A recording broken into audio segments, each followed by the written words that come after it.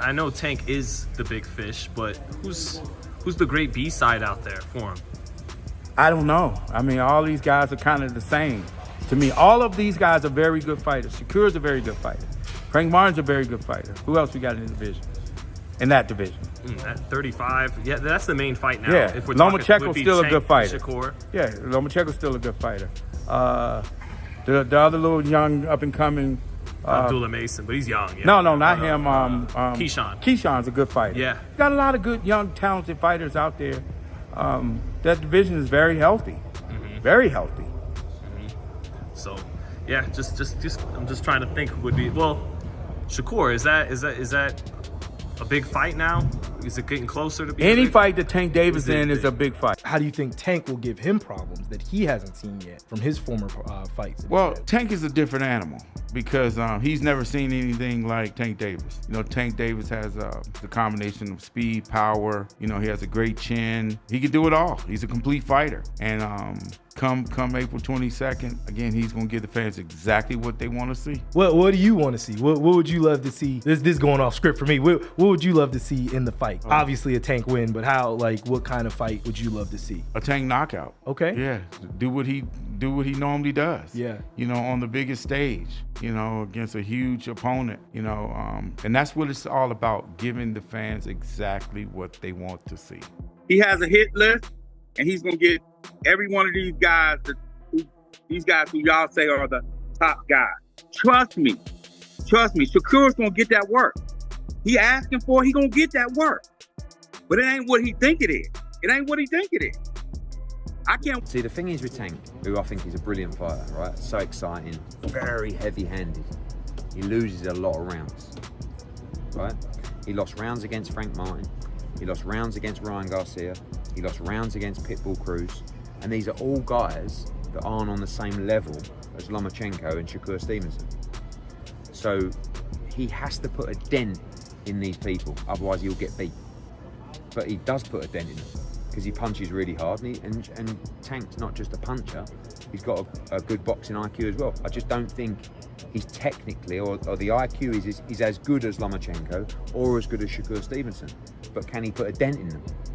Because I promise you this, if he don't stop these people, he will be behind at nearly every junction of those fights, Lomachenko included. I think he stops Lomachenko, but he'll be behind.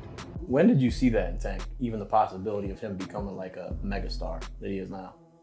Was there a fight or a moment where you're like, damn, he's that guy? The Pedraza fight. Yeah, I was gonna say that's kind of one that sticks out in my mind too, because nobody's kicked Pedraza's ass like Tank did. Yeah, no.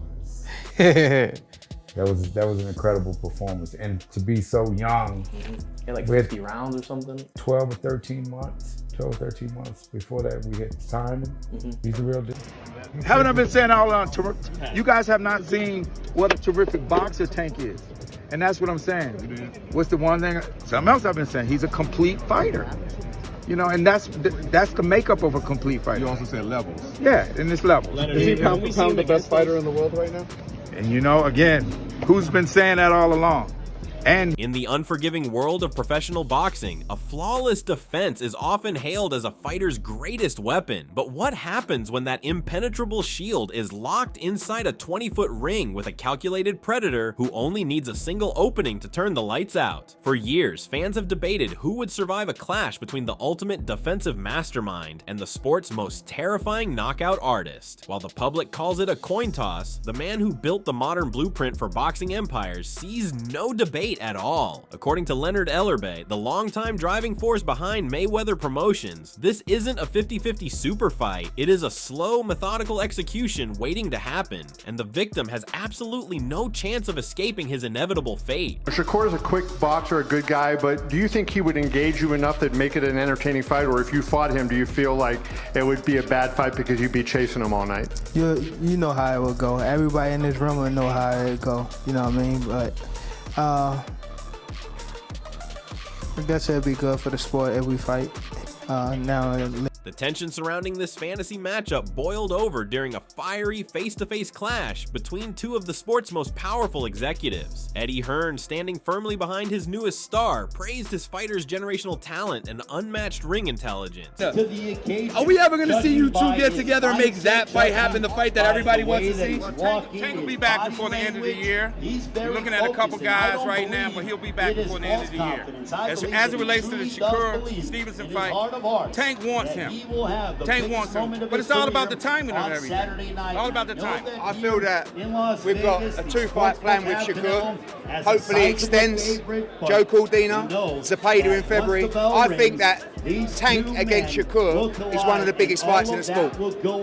I think Tank is so exceptional, it's going to take someone as good as Shakur to give him a real fight. But Ellerbe didn't just disagree, he completely dismantled the narrative on the spot. Looking right through the promotional hype, Ellerbe bluntly declared that the defensive prodigy simply can't fall with a monster like Tank. I love that. What? Shakur can't beat Tank. I disagree. He beat all the other fighters. I disagree. He can't Tank. I disagree.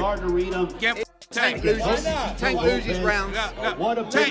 Tank decides to do what he wants to in certain fights. Me and you could have a big bet on that fight. Most definitely. Most definitely. I think Shakur's the man to beat him. Shakur cannot Tank. He's a very good fighter. A lot of respect for him, what he's done in the ring.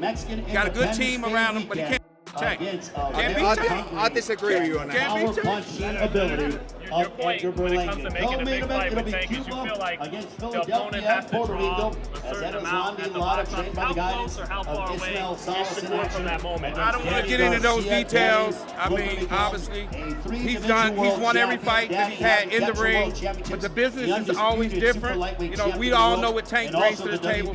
Tank, every time he comes out, you get this. You know, so he's going to keep on doing what he's doing. Inevitably, those two will meet in the ring. This wasn't just standard promoter trash talk aimed at securing a headline. It was a chilling reality check from an insider who has watched the sport's most dangerous lightweight turn world champions into highlight reel victims. Ellerbe stripped away the illusions, pointing out that surviving 12 rounds requires more than just making your opponent miss. It requires making them pay, and that is where the entire defensive facade begins to crumble. It will definitely happen. I agree with you. I'll say something about Shakur. His fire has been dampened for a long time by people that knew he was going. Right? He did a big gate in Newark. He was the highest rated fight on ESPN this year. Shakur does big numbers, but they didn't want to tell everyone that he does big numbers. If we keep building him and he comes up against a commercial giant like Tank, Shakur against Tank is one of the great All-American fights and one of the biggest fights in boxing. He's got some of the mainstream media starting to talk, whether it's good or bad. I haven't had. Again, he's a good fighter. He's a good fighter. What more you want me to say? He's a good fighter. He just can't beat Tank. I think your guy needs challenges because he's that good. He challenges himself. There's nobody who's out there. All right, ladies and gentlemen, now Las Vegas, get ready. The boxing world has recently started whispering the exact same doubts. The boring accusations have shadowed recent performances, painting a picture of a fighter who prioritizes absolute safety over dominance. Running and hitting might win scorecards against average contenders, but that risk-averse mentality becomes a fatal flaw against a fighter who thrives on endless patience. When a boxer relies entirely on stepping straight back to avoid punishment, they slowly surrender the center of the ring. Every step backward is a quiet concession. Against an opponent who meticulously stalks his prey, throwing a defensive shell up is just a delayed countdown to disaster. The critics argue that playing it safe works perfectly right up until you meet someone who doesn't respect your power enough to stop walking forward. I can't imagine a way Shakur can beat Tank. I'm not saying that it's impossible. I'm saying with these eyes, I can't see it. Here's my thing. The one thing Shakur has, he's not. Shakur has slickness, but he's not slick. The best way to explain this is Devin Haney. Devin Haney isn't slick. He's athletic, but he's not slick. Who's slick is Tank. Tank was in there swimming without getting wet and countering. He's actually the slick fighter. Shakur is elusive, but not slick. And here's the thing. He also doesn't hit hard enough to hurt Tank. And he won't open up enough because he will be intimidated by Tank. Tank will knock him out. If that fight's made, I'll put 10,000 on Tank for the knock. This brings us to the terrifying concept of deterrent power. To keep a relentless, high IQ puncher at bay, a boxer must possess enough pop in their gloves to make the opposition think twice before stepping into range. Ellerbe knows his knockout artist is cut differently from the rest of the division. He fights with a ravenous hunger, operating as if he has never made a single dime in his life. Without the fear of getting seriously hurt by incoming fire, a predator has 12 full rounds to set the ultimate trap. They can absorb a few sharp jabs, sacrifice the early rounds on the scorecards, and quietly download the necessary data. Once the timing is figured out, the chase ends. The hunter doesn't need to win every exchange or look pretty doing it. They just need to corner their prey, shift gears, and deliver the one catastrophic blow that renders the judges completely useless. In my opinion, well, I'm not gonna say nobody, but I'm gonna tell you like this: the guy that has the best chance in beating Shakur Stevenson is Gervonta Tank Davis. I know there's people out there that have been frustrated with Gervonta Tank Davis. Yo, he doesn't give us the fight that we all want to see. At the end of the day, man, Gervonta Tank Davis wins have aged well, have aged better than any other wins in the sport of boxing within their contemporaries. Gervonta Tank Davis has the athleticism, the IQ, the accuracy, the reflexes. If Gervonta Tank Davis want to come 100%, let me say it like this, man, it's very, very hard to beat him. And let me tell you why I'm going to say that Gervonta Tank Davis is the front runner to, if anybody has a great chance of being Shakur Stevenson, will be Gervonta Tank Davis. I've spoken to all these guys, you know what I'm saying? Privately, I've done interviews with these guys. From T.O. to Haney to Shakur, they all say, and even Ryan Garcia at the time, they all say that the guy to beat, the guy that's better than anybody, when you ask them a question, who's the best out of all of them? What's the biggest challenge out of all of them? They all said Gervonta Tank Davis. So regardless what the fans feel, regardless what I feel, regardless what you feel, regardless what the pundits feel, the media, whatever, when you speak to these guys privately, because they all know Gervonta Tank Davis, they always say Tank is the guy. I've asked you from Lopez, I said, you know, from all these guys, who's the number one? He said Tank. Shakur Stevenson have said Tank. Devin Haney in the past have said Tank. Behind the flashing cameras, a massive shadow war is being waged over the paperwork to even get these two in the ring. The business of boxing is notoriously ruthless, and the recent massive deal, signed with a rival promotion, has only poured gasoline on the fire. Accusations have surfaced from both sides regarding who is truly holding up the mega fight. Some insiders suggest the endless negotiations and public narratives about dodging the fight are just calculated moves to artificially inflate the pay-per-view price. They had a back and forth on X, and at the end of it, Shakur was like, yeah, it's over. I mean, he's not going to fight me. He's not interested. So I'm not interested. Don't ask me about that again. And I'm totally with him on that. So yeah, him putting that extra, and plus we don't know what's going on with Tank right now. So, you know, he has a lot of things to deal with. It's easy to say F him right now anyway, right? But I lost interest when Tank lost interest. Shakur lost interest. Listen, I mean, fighting Teofimo Lopez, in my opinion, I always saw Teofimo Lopez as like a Tank Davis kind of. Like the way I've always compared them to, except for Teofimo Lopez is a big guy. And with Shakur moving up to fight Teofimo Lopez, I'm kind of fine. Like, I get it. You know, if they were to ever fight, of course that'd be amazing, but it's nothing that I don't like the back and forth on Twitter. I'm going to tell you, if guys are going back and forth like, you punch first, you punch, no, you hit me, well, hit his hand, I start to lose interest. So I'm with Shakur on that. Forget about it. Now, others whisper that the delay is entirely intentional, a psychological tactic meant to frustrate the opposition and test their mental resolve. While the promoters play their high-stakes game of chess, the fighters are left trading digital blows online. It creates an atmosphere of pure animosity, ensuring that when the ink finally dries, the bad blood will be impossible to contain. Reg, you have been on the record saying that Shakur Stevenson beats Tank.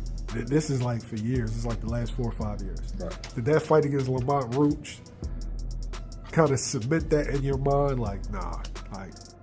Like, did you see anything? Go like, yo, Shakur definitely, like, without a doubt, beats him. Yeah, because Shakur, Lamont is a good fighter, but he's not. Shakur's a better boxer. Shakur's a better boxer. And again, like I was just saying about Tank giving away rounds. You can't give away 2 and 3 rounds to Shakur because you're not going to get them rounds back. Did that fight make you look at Keyshawn versus Tank differently? I don't know. I don't know because I don't. Keyshawn is not a masterful boxer like Shakur. Now Shakur, some people say Shakur run when he box, but as an opponent, ain't that your job to catch him? Ain't that your job to work on not letting him run or cutting the ring off? That's your job. So you can't say that the fighter runs all the time, or he's running, or he ran. It's your job to cut the ring off. If you go into that fight knowing that he's going to move around and he's going to, like, it's your job to cut the ring off. That's what you should be working on again. Don't lose and then make up the excuse that he ran. No, because then now you're just making excuses.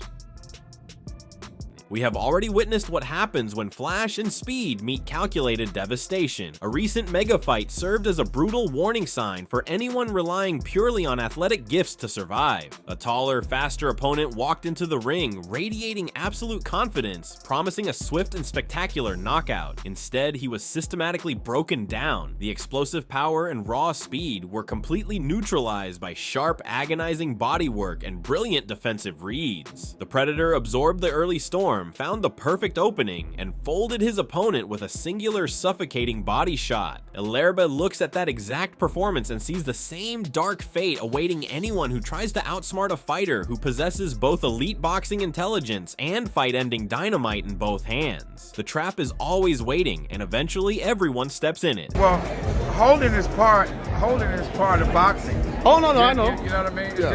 That's experience. That's experience. To get out of trouble, yeah. And Tank remained calm throughout it all. He's calm, took his time, and that's what it's about, taking your time. When you're in these championship fights, you know, it's not always about getting something back right then. It's like, you know, it's just experience. And Tank has a lot of experience. He's a complete fighter. And again, Ryan Garcia is a terrific competitor. After that, it seemed like Ryan started to, he slowed down. He didn't get over aggressive, and then Tank started to box and win the rounds. Did you see the stoppage coming? Because when Ryan got stopped, his nose got busted up, and it seemed like he was going to get up, but, you know, he just kind of just said.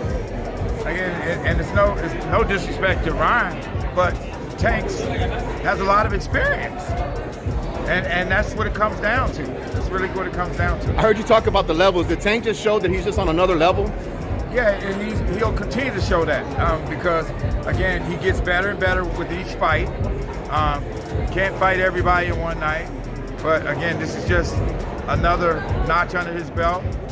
And there is an even darker layer to this impending clash that rarely gets discussed on the main broadcast. The controversial use of rehydration clauses has become the sport's worst-kept secret. Whispers frequently circulate about absolute superstars using their immense leverage to enforce strict weight limits, effectively draining their opponents before the opening bell even rings. Veterans of the sport have openly questioned how much physical energy a fighter can actually retain when they are battling the scale just as hard as they are preparing for the fight. Is it you? Was it someone on your team? What's the thought behind it? He's a bigger fighter. He's a bigger fighter, and he's only growing. Why would I fight somebody that's already? You see how he was coming from like 170, 180. Why would I try to? Not have a rehydration clause in that, so he could go back up to 150, 160 around the time we fight? No, I'm not dumb. People want you to be a dumbass. That's not being smart. Gervonta Tank Davis is next level. His IQ, this guy is next level strategist, all right? the mind games that he's playing on Ryan Garcia. You have to take into account that I'm not sure if you guys really see this, but Ryan Garcia is extremely transparent with his emotions. The tale as old as time is don't judge a book by its cover. It's within a person. It's not what they see outwardly. It's within you. And I think that's the biggest misconception about myself and social media. It's like there's a true fighter within me that you're gonna see come fight now. He's extremely authentic with how he feels. He wears his emotions on his sleeves, making him the perfect opponent for how Gervonta Tank Davis strategized. And it's so next level, I'm sure that he's getting coached by Floyd Mayweather on how to approach this fight and how to beat it from beginning to end. How to win, from beginning to end. Look, let me tell you. To give a guy a rehydration clause at a catch weight. Hold on, just hold on real quick. Usually the catch weight is the compromise, right? The catch weight is the compromise. I don't even think Floyd Mayweather had Canelo Alvarez do a rehydration clause at the catch weight. Confirm that for me, please, in the comments. Confirm that, because I didn't look this up. I was just trying to recall. At 136, that's the compromise, the catch weight. Then you have the rehydration clause. That is dope. When Tank has actually fought at 140, Tank has fought at 140. And Mario Barrios, he didn't say, Mario Barrios, you need a rehydration clause. If anybody would, it would be Mario Barrios. Mario Barrios, right after that, went straight to 147. No rehydration clause for him. And you can say, well, Tank Davis is afraid. No. The business dynamics heavily favor the established moneymaker. Before a single punch is thrown, a technical wizard might already be operating at a severe physical disadvantage, completely drained of the stamina needed to survive a grueling 12-round track meet with a heavy hitter. Yeah, I was peeping and I seen how people was mad over the rehydration clause in order for you to fight Devin Haney. When you made that comment, yeah, a lot of people was mad over that. Yeah, it's crazy. They sit there and tell you like, oh, so other fighters had a rehydration clause and you had a problem with it. At that point in time, yeah, because at the end of the day, you fighting at a weight class that you fight at. If I'm at 135 or 140 and I put a rehydration clause on somebody, when it's like, bro, I'm fighting at this weight already, that don't make sense. But I'm a 126 pounder. That's where I started at. Going up all the way to 147, and I'm not even a real 47. I'm nowhere near that. Like, the guys at 47, they walk around 25, 30 pounds bigger than me. If I'm going to fight them, just like you watch Conor Benn, nobody had a problem when Conor Benn just whooped Chris Eubank ass. And when he whooped his ass, you could clearly see the fighter was dead. Nobody had a problem. They loved it. They sat there. Oh, Conor Benn is so great. He's so good. So if I say I'm going to fight Conor Benn at 147, but I want the same rehydration clause that he put on Eubank, what's the problem with that? Then they going to say, oh, well, if you fight Conor Benn, you'll fight Devin Haney. So I'm like, shit, I will fight Devin Haney.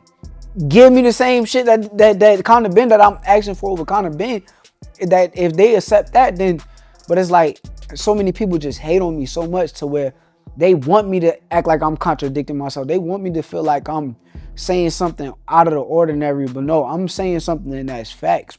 Ultimately, this showdown represents the most thrilling dynamic in combat sports. The age-old collision between the untouchable matador and the raging bull. One man relies on unparalleled ring intelligence, slick footwork, and flawless movement to frustrate and outpoint the opposition. The other utilizes terrifying pressure, ironclad patience, and ungodly power to seek and destroy. Ellerbe remains steadfast in his belief that no amount of athletic brilliance can delay the inevitable against a generational finisher who knows exactly how to cut off the ring. It leaves us with a haunting question to ponder long after the debate fades. In a fight between a master who cannot afford to make a single mistake and a punisher who only needs to be right once, who is really standing closest to the edge? We'd love it if you broke down this fight. Let us know in the comments if Shakur can dismantle Tank and his explosive power. That's all from today's video. If you enjoyed it, remember to leave a like, subscribe, and ring that bell icon so you never miss our upcoming videos. And don't forget to share your thoughts in the comments section. Stay tuned and we will catch you in the next video.